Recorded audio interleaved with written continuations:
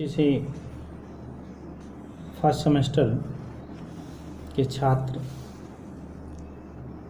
आप सभी लोगों से कल हमारी चर्चाएं सांख्यिकी पर हो रही थी, तो आज उसके अगले क्रम में सांख्यिकी का महत्व एवं उपयोग हमारे जीवन में क्या है उसके बारे में चर्चाएं करते हैं।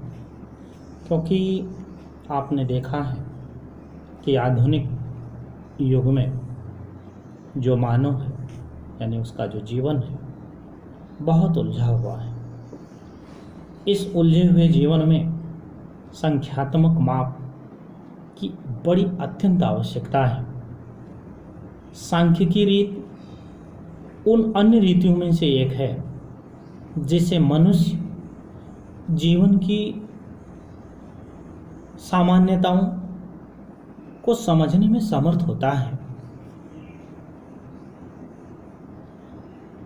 काउडन एक सांख्यिकीविद हैं, उन्होंने लिखा, आज हमारे प्रयास का शायद कोई ऐसा पहलू हो जो सांख्यिकी विधियों को यदा कदा उपयोगी न पाता हो।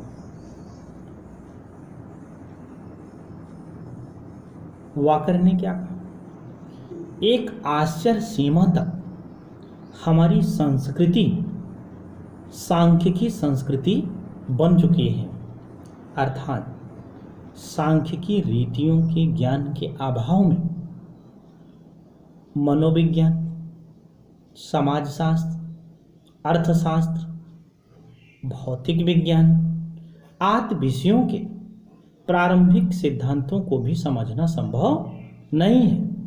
लगभग प्रत्येक विज्ञान अपने सुदृढ़ विकास के लिए सांख्यिकी रीतियों का ही सहारा लेता है, चाहे वैज्ञानिक हो, चाहे अर्थशास्त्री हो, चाहे सामाजिक कार्यकर्ता हो, चाहे व्यापारी हो, चाहे कृषक हो, चाहे डॉक्टर हो, चाहे वकील हो। आज सभी सांख्यिकी विज्ञान के ऋणी माने जाते हैं। यहाँ तक कि संगीतकार हो, अभिनेता हो, उपन्यासकार भी हो, वह भी सांख्यिकी की सामग्री का लाभ उठाते हैं। सामाजिक विज्ञान में सांख्यिकी का महत्व बताते हुए क्रस्टन ने लिखा कि सांख्यिकी के पर्याप्त ज्ञान के अभाव में सामाजिक विज्ञानों का अनुसंधान करता प्रायः एक ऐसे अंधे व्यक्ति के समान है जो एक बंद अंधेरे कमरे में उस काली बिल्ली को ढूंढने का प्रयास कर रहा है जो कि उस कमरे में वह बिल्ली उपलब्ध नहीं। अर्थात इस सांख्यिकी का उपयोग का क्षेत्र इतना विस्तृत हो गया है कि हम जाने या अनजाने में सांख्यिकी तथ्यों का प्रयोग ही करते हैं। एक उदाहरण आपको इसमें बताते हैं सांख्यिकी के उपयोग के बारे में।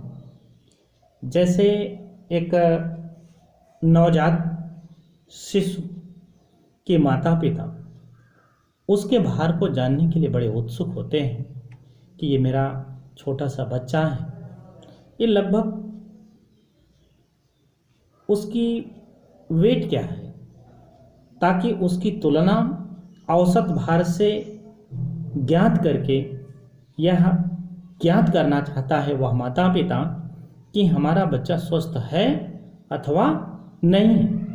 इसी प्रकार जैसे जैसे बच्चा बड़ा होता है उसके माता पिता सदैव यह जानने के उत्सुक होते हैं कि उनके बच्चे का विकास एक सामान्य अथवा आदर्श बच्चे की भांति हो रहा है या नहीं।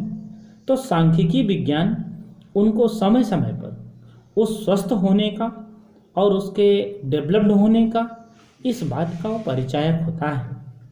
सांख्यिकी विज्ञान के महत्व को कुछ विद्वानों ने स्पष्ट करने का प्रयास किया है। जैसे मार्शल ने लिखा कि सांख्यिकी सामग्री वह उपकरण है जिससे मुझे अन्य अर्थशास्त्रियों की भांति ईंटें बनाती है, अर्थात एक स्टेप से दूसरे स्टेप तक हम बड़े आराम से किसी भी व्यवस्था को बहुत सुचारू रूप से कर सकते हैं। बावली ने भी क्या लिखा, सांख्यिकी का ज्ञान किसी विदेशी भाषा या बीज गणित की भांति है। इनका उपयोग किसी भी परिस्थिति में किसी भी समय हम कर सकते हैं। अर्थात इसका महत्व इतना बढ़ गया है कि चाहे सरकारी क्षेत्र हो, चाहे उद्योग क्षेत्र हो, चाहे बैंक या बीमा कंपनियों के उपयोग की हों, चाहे रेलवे कंपनियां हों, शिक्षा एवं मनोविज्ञान में, आर्थिक और सामाजिक अनुसंधानों आदि में इस सांख्यिकी का उपयोग दिन प्रतिदिन बढ़ रहा है।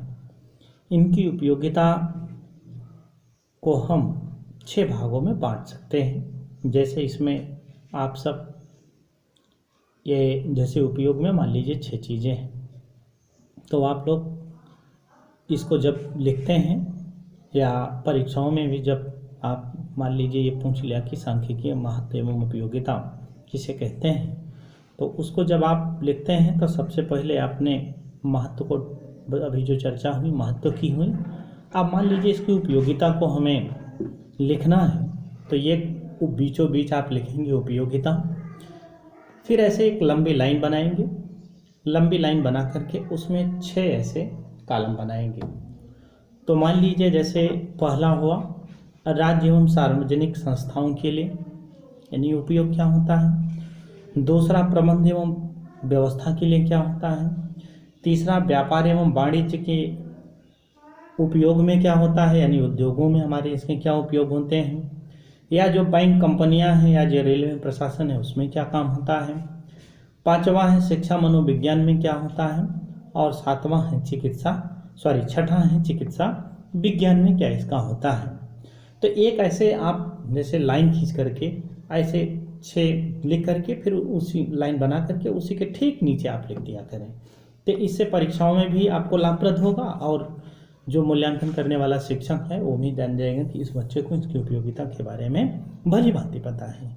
फिर उसके बाद फिर एक एक करके आप उनके अपनी भाषा में उनके बारे में आप लिख सकते हैं, जैसा कि मैं अभी आपको बताने चल रहा हूँ। पहला है राज्य एवं सार्वजनिक संस्थाओं के लिए। जैसे प्रशासन में जो सांख्यिकी सामग्री का प्रयोग है वो आदिकाल से होता चला आ रहा है।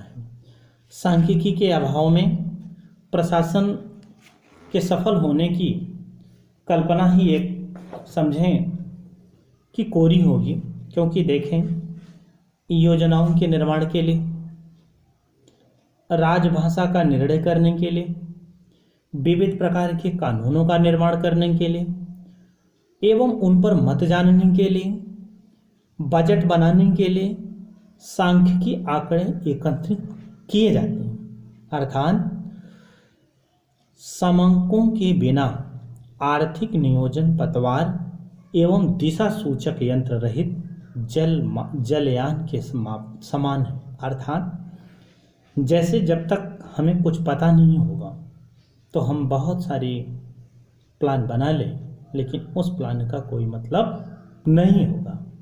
दूसरी बात आती है प्रबंधन एवं व्यवस्था के लिए। जैसे मालिक मजदूरों के संबंध में सुधार लाने तथा उत्पादन में कुशलता एवं मितव्यता लाने की दृष्टि से नई नई नीतियों को अपनाने का प्रयास करता है, और इन नीतियों की सफलता की जांच सांख्यिकी आंकड़ों के द्वारा ही संभव हो सकती है। जैसे तीसरा है व्यापार वाणिज्य एवं उद्योग में। जैसे प्रत्येक उद्योगपति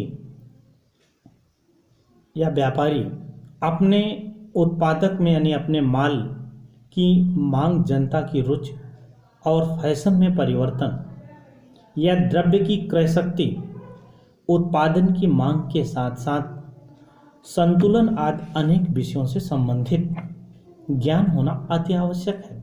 यदि इसको ये सब ज्ञान नहीं है तो वह अपने न तो व्यापार में सफल है, न अपने वाणिज्य में सफल है, न अपने उद्योग और धंधे में।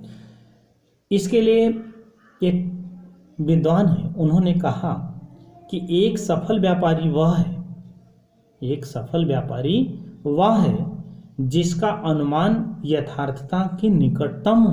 यानी जैसे कहते नहीं कि हमको इस बात की जानकारी है, ये कब है? जब हम उस विषय वस्तु के संबंध मतलब बहुत नज़दीक यानी प्रकृति से जुड़े रहेंगे और सदैव उस आंकड़े को हम कलेक्शन यानी संग्रह करने की योजना में होंगे। चौथी चीज आता है बैंक, बीमा या रेलवे प्रशासन के लिए, क्योंकि इन्हीं के अनुभव के आधार पर नीतियों में पुनः परिवर्तन करके अपने कार्य को सफलतापूर्वक चलाने का कार्य करते हैं। प्राचीन तथ्यों का आकलन करने के लिए बैंक के जो मैनेजमेंट है उसे इस बात का ज्ञान भली भांति होना चाहिए कि वह किस किस पर द्रव्य की कितनी कितनी मांग होने की संभावनाएं हैं, कब मांग अधिक होगी कब कम होगी, इस बात की उसको फाइनेंशियल जानकारी होना अति आवश्यक है। ठीक उसी तरह से रेलवे प्रशासन सांख्यिकी तथ्यों के आधार पर यह निश्चित करता है कि किस समय किन किन मार्गों में कितनी संख्या में गाड़ियां बढ़ाई जाएं और घटाई जाएं, जो यात्रियों की सुविधा के लिए क्या हमको प्रबंध करने चाहिए, किस तरह के हमको टिकट के मूल्य निर्धारित करने चाहिए और कितने समय के लिए हमें चालू किए जाएं, इस सब कुछ सांख्यिकी उनको दिशा देता है। पांचवा है शिक्षा एवं मनोविज्ञान में। जैसे शिक्षा मनोविज्ञान में विद्यार्थियों की रुचि, बुद्धि, योग्यता और उनकी प्रगति की माप सांख्यिकी रीतियों द्वारा संपन्न होता है। जैसे अभी हम आप परीक्षा कराते हैं तो परीक्षा प्रणाली में सुधार करने के लिए, उसके प्रभावों के अध्ययन करने के लिए इन्हीं रीतियों के द्वारा ही हम अनुभव करते हैं। जैसे मान लीजिए किसी बच्चे का नंबर 60% आया और किसी बच्चे का नंबर 50% आया, तो हमने सांख्यिकी के आधार पर देखा ना कि कौन टॉप ब्रेन का है और कौन उससे लो ब्रेन का है। यानी विद्यार्थी की रुचि, बुद्धि, योग्यता और उसकी प्रगति का माप किसके द्वारा संभव हो रहा है? सांख्यिकी के द्वारा हो रहा है। जैसे चिकित्सा विज्ञान में नई नई औषधियों की खोज करना, रोगों के कारण, उनकी रोकथाम के उपाय, उनकी सफलता का अध्ययन सांख्यिकी रीत से ही किया जाता है। यहाँ तक कि